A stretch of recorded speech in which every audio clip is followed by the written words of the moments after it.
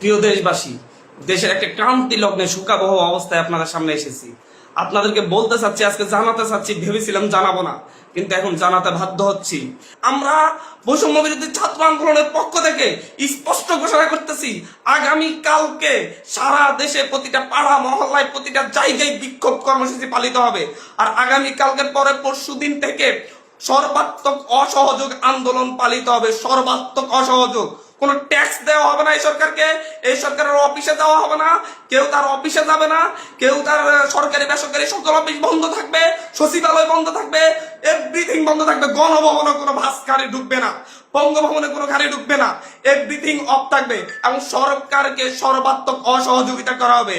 কেউ ট্যাক্স দিবেন না, প্রয়োজন বিদ্যুৎ বিল দেওয়া যাবে না, গ্যাস বিল দেওয়া যাবে না, প্রয়োজনে কাঠে রান্না করা হবে, প্রয়োজনে প্রত্যেকে প্রয়োজনে মোমবাতি জ্বালানো হবে।